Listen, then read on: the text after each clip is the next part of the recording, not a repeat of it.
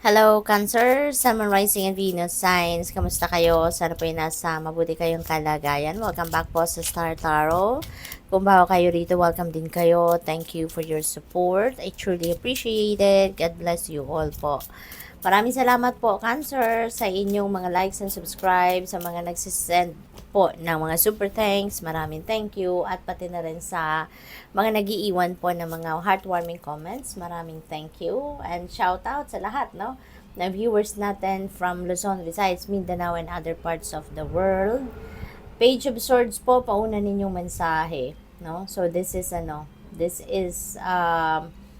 information coming your way. Merong mga balita dito na paparating. Mga siguro, meron din kayong mga impormasyon na mapupulot dito because of the research that you've been doing. Siguro, nag-aaral din ang iba sa inyo sa ngayon, ano? Kaya parang masasabi ninyo sa sarili ninyo na you are confident, no? Sa ngayon, kung ano man yung inaaral ninyo, ano man yung impormasyon na napupulot ninyo dyan, talagang feeling ninyo, ito yung magiging susi, no? Ninyo para maabot ninyo ang inyong tagumpay. So, ang iba siguro sa inyo, no? Focused on education, no? Focused on learning sa ngayon. With the Ace of Swords din dito, talagang maraming meron kayong tagumpay na makakamit dito because of siguro dahil sa maraming mga impormasyon, detalye, bagong insights, no? Mayroong mga information din na naiko-contribute sa inyo ang ibang tao rito.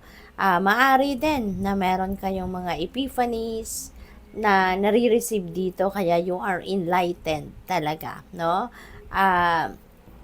Meron kayong situation siguro, ang iba sa inyo rito, Cancer, you have undergone a situation which is a difficult one, pero mapagtatagumpayan ninyo dito itong sitwasyon na to because siguro of those information na nakuha ninyo, na nag-gather ninyo. No? Maaaring yun na naging susi para sa inyong victory dito.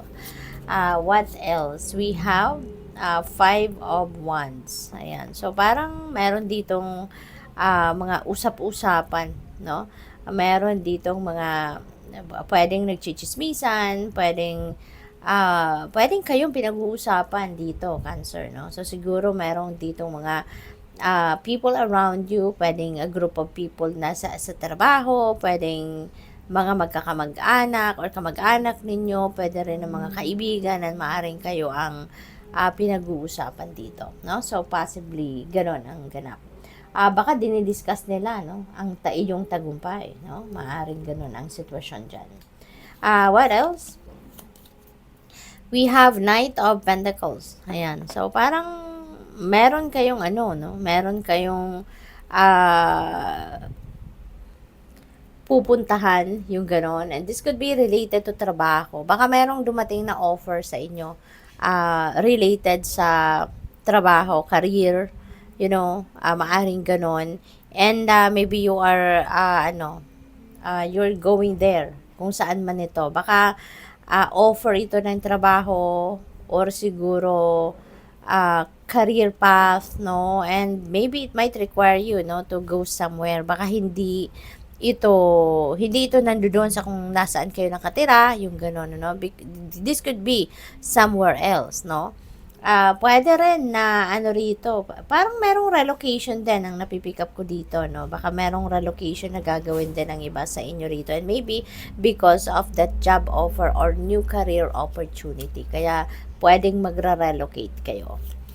We have Seven of Pentacles. Ayan. So, parang unti-unti, no?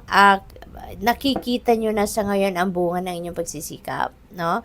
Maaari ngayon unti-unti, parang you are going to harvest na the fruit of your labor. Yun na pipick up ko dyan.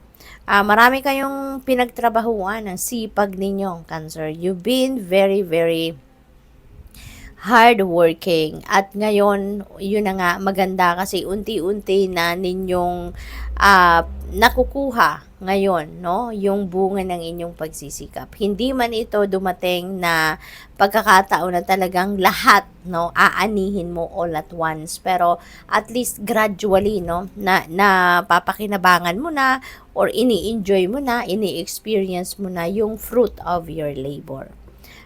So what else? Tingnan natin kung ano pa ang mga messages ninyo for today.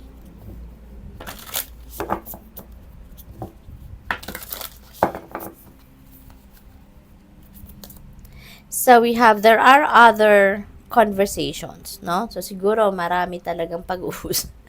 Kung dito, ang dating sa akin ng energy na yan, ano, yung itsura ng card mismo, baka kayo yung pinag-uusapan dyan.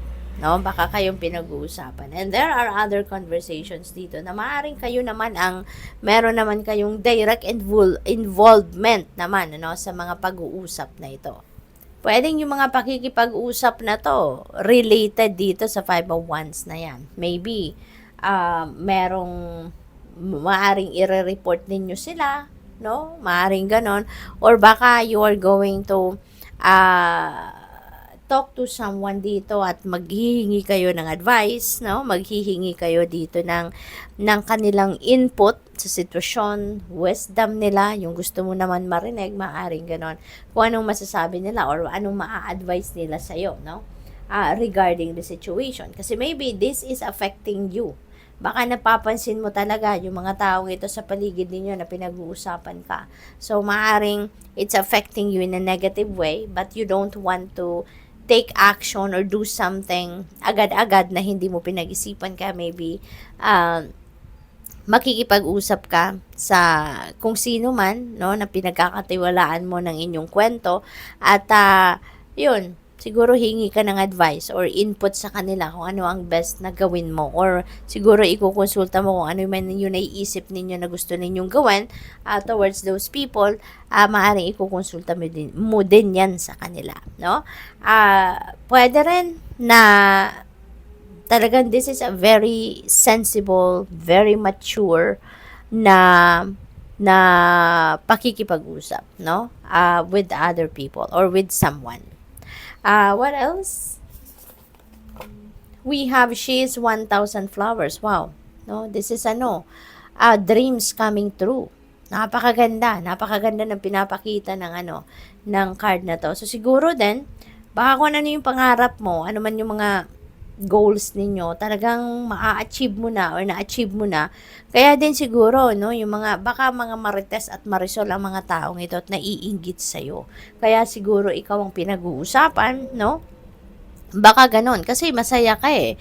Dito, tignan mo, masaya ka, nakatingin ka sa buwan, no? Nakatingin ka sa sky kasi maaaring nagpapasalamat ka, no? Dahil na-receive mo na kung ano yung wish mo, na-receive mo na kung ano yung pangarap mo, maaaring ganon, no? At saka dito din, no? Unti-unti nagano ka na dito, umaani ka na ng nung bunga ng inyong pagsisikap. Kaya siguro maraming nakatingin sa'yo at baka naiinggit sa'yo, no?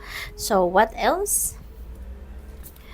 We have the witch shows her daughter the moon. Ayan. So, parang bonding moment ninyo ito, no? This could be bonding moment ninyo at ng inyong anak. Maaring meron pa kayong mga maliliit na anak, no? At ngayon, siguro, yan, inaalagaan mo siya.